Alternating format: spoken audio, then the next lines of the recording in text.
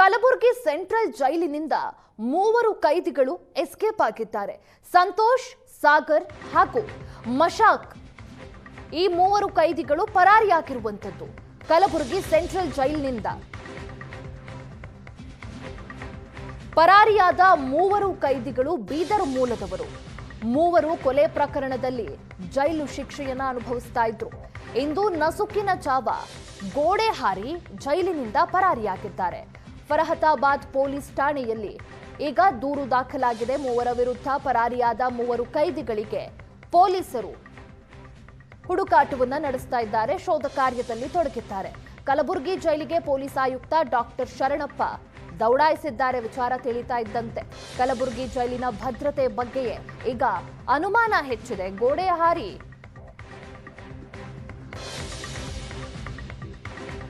ಕಲಬುರಗಿ ಜೈಲಿನಿಂದ ಕೈದಿಗಳು ಪರಾರಿಯಾಗಿದ್ದೇ ರೋಚಕ.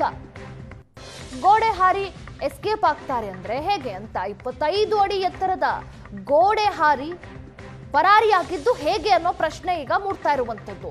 ಜೈಲು ಸಿಬ್ಬಂದಿ ಸಹಕಾರದಿಂದ ಕೈದಿಗಳು ಪರಾರಿಯಾಗಿರೋ ಶಂಕೆ ವ್ಯಕ್ತವಾಗ್ತಾ ಇದೆ. 25 ಅಡಿ ಎತ್ತರದ ಗೋಡೆ ಅದು. ಆ ಗೋಡೆ ಹಾರಿ ಕೈದಿಗಳು ಪರಾರಿಯಾಗಿದ್ದಾರೆ ಅಂದ್ರೆ ಒಂದ್ ರೀತಿ ಎಲ್ಲರಲ್ಲೂ ಅನುಮಾನ ಮೂಡುತ್ತೆ. ದೃಶ್ಯದಲ್ಲಿ ನೋಡಬಹುದು, ಬಟ್ಟೆಯನ್ನ ಕಟ್ಟಿದ್ದಾರೆ. ಬಟ್ಟೆ ಕಟ್ಟಿ 25 ಅಡಿ ಎತ್ತರದ ಗೋಡೆ ಹಾರಿ ಎಸ್ಕೇಪ್ ಆಗಿರೋದು.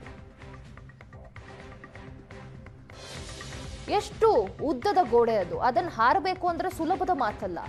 ಮೂವರು ಕೈದಿಗಳು ಎಸ್ಕೇಪ್ ಆಗಿರೋದು. ಹಾಗಾಗಿ ಎಲ್ಲ ಆಯಾಮದಲ್ಲೂ ಕೂಡ ಪೊಲೀಸರು ಯೋಚನೆ ಮಾಡಬೇಕು. ಈಗ ಪೊಲೀಸರ ಜೈಲು ಸಿಬ್ಬಂದಿಗಳ ಸಹಕಾರ ಏನಾದ್ರೂ ಇತ್ತಾ ಅನ್ನೋ ಅನುಮಾನ ವ್ಯಕ್ತವಾಗಿದೆ. ಕೇಸ್ ದಾಖಲಾಗಿದೆ. ಈ ಬಗ್ಗೆ ತನಿಖೆಯನ್ನ ಕೂಡ ಪೊಲೀಸರು ಮಾಡ್ತಾ ಇದ್ದಾರೆ. ಮೂವರು ಆರೋಪಿಗಳಿಗಾಗಿ, ಕೊಲೆ ಆರೋಪಿಗಳಿಗಾಗಿ ಶೋಧ ಕಾರ್ಯ ಕೂಡ ಮುಂದುವರೆದಿದೆ. 25 ಅಡಿ ಎತ್ತರದ ಗೋಡೆ ಮೇಲೆ ವಿದ್ಯುತ್ ತಂತಿಗಳ 4 ಲೈನ್ ಇದೆ.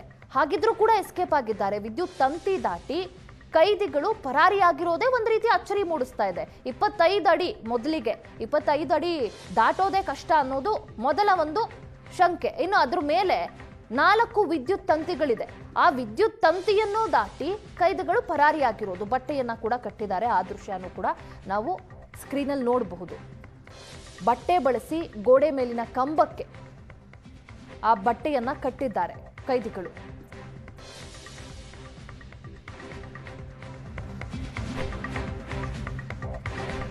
ಕಲಬುರಗಿ ಜೈಲಿನಿಂದ ಕೈದಿಗಳು ಪರಾರಿ. ವಿಜಯೇಂದ್ರ ಲೇವಡಿ. ಗೃಹ ಸಚಿವ ಪ್ರಿಯಾಂಕ್ ಖರ್ಗೆ ಯುದ್ಧದಲ್ಲಿ ಬ್ಯುಸಿ ಇದ್ದಾರೆ.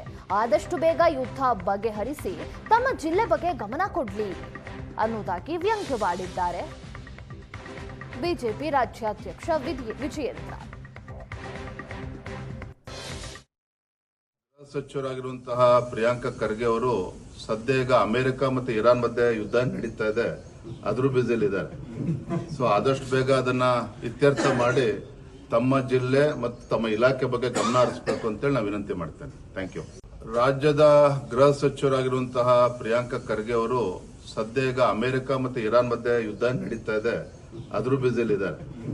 ಸೊ ಆದಷ್ಟು ಬೇಗ ಅದನ್ನ ಇತ್ಯರ್ಥ ಮಾಡಿ ತಮ್ಮ ಜಿಲ್ಲೆ ಮತ್ತು ತಮ್ಮ ಇಲಾಖೆ ಬಗ್ಗೆ ಗಮನ ಹರಿಸಬೇಕು ಅಂತೇಳಿ ನಾವು ವಿನಂತಿ ಮಾಡ್ತೇನೆ. Thank you.